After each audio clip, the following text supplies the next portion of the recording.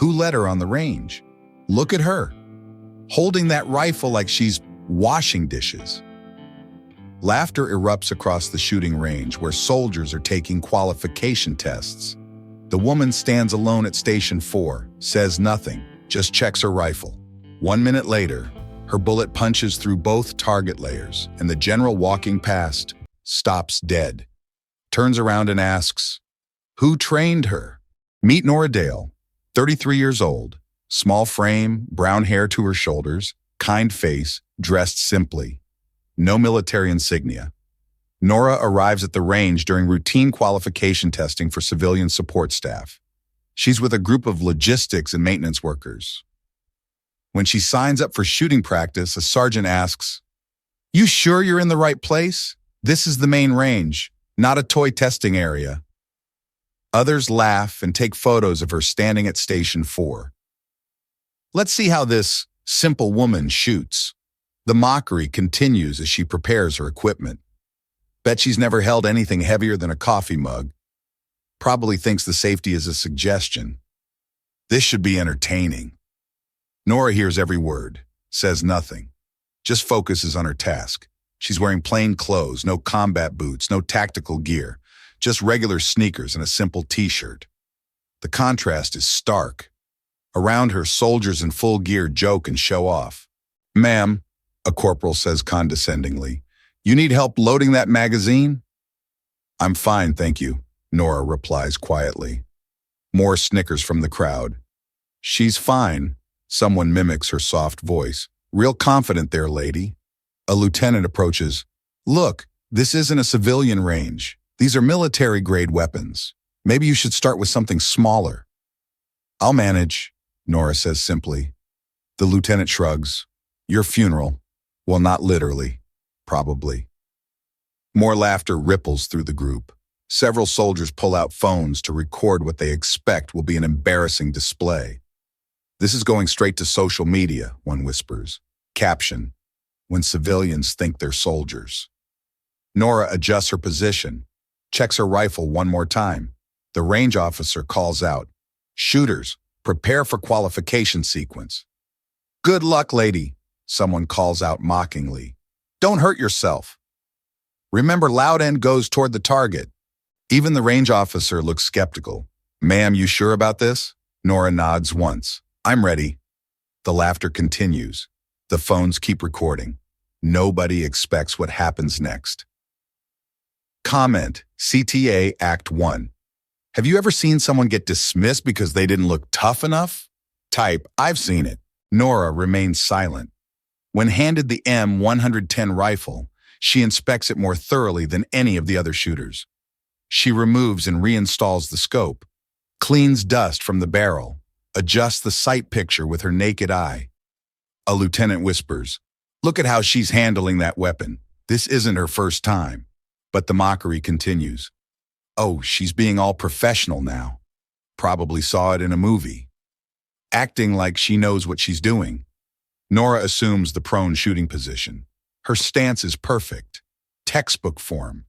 Every angle precise, like someone trained in actual combat conditions. A few soldiers notice, stop laughing, start watching more carefully. That's actually proper form," one admits quietly. "Where'd she learn that?" But most keep joking. "Look at her playing soldier. Still thinks she's gonna embarrass herself." Nora fires her first shot. Clean hit. Dead center. The immediate area goes quiet, not the whole range.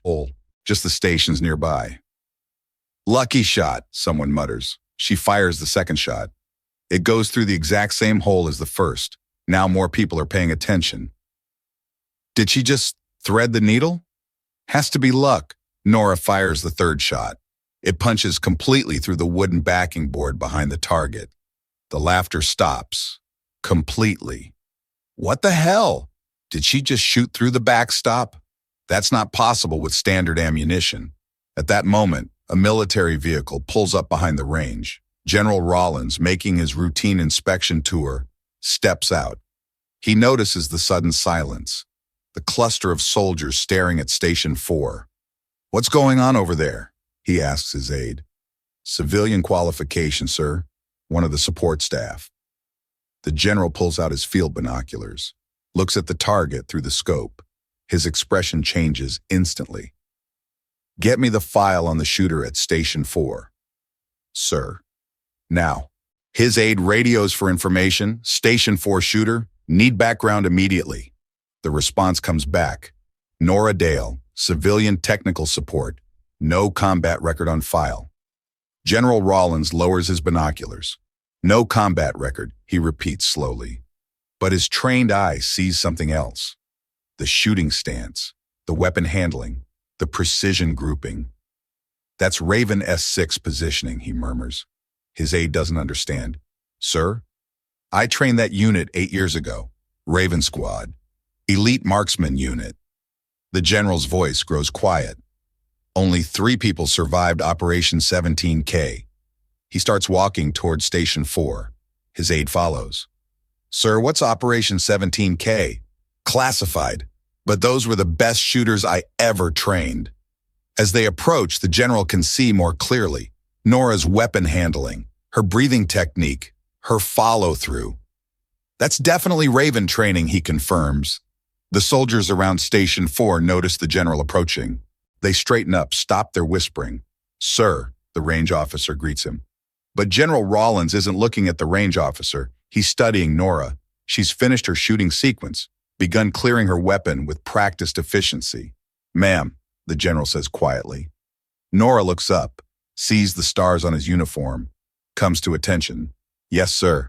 May I see your left wrist? An odd request, but Nora extends her arm. There, barely visible, is a small scar, deliberately carved.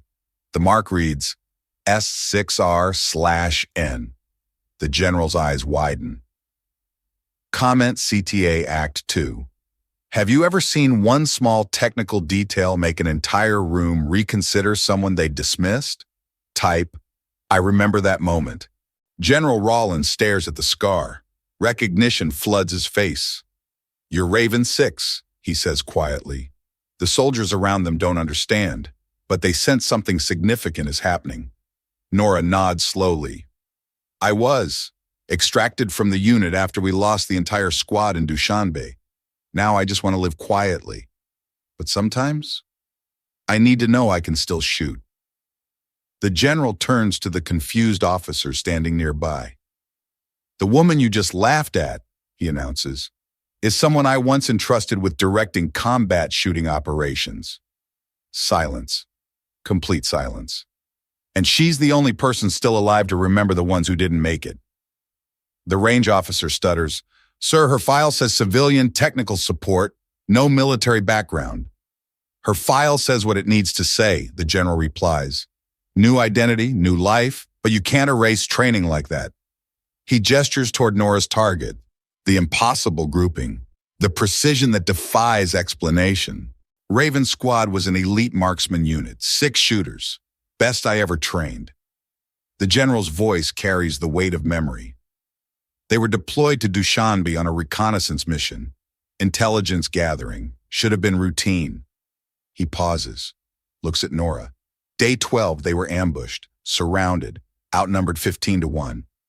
The soldiers listen in stunned silence. I received the casualty report. 5 confirmed KIA, 1 MIA, presumed dead. But the MIA wasn't dead, Nora says quietly. She was just hidden. The general nods. New identity, new background, orders from the highest levels. The mission was classified. The unit was classified. Everything about it was classified. He addresses the soldiers who had been mocking her. You want to know who trained her? I did. For 18 months. The most intensive marksman training the military has ever developed. A sergeant finds his voice. Sir, what made Raven Squad so special? They could make shots that shouldn't be possible, hit targets other snipers couldn't even see, operate in conditions that would break regular soldiers. The general looks at Nora's target again. That grouping you just witnessed? That's child's play compared to what she used to do. The soldiers who had been recording for social media quietly put away their phones. Ma'am, one of them stammers.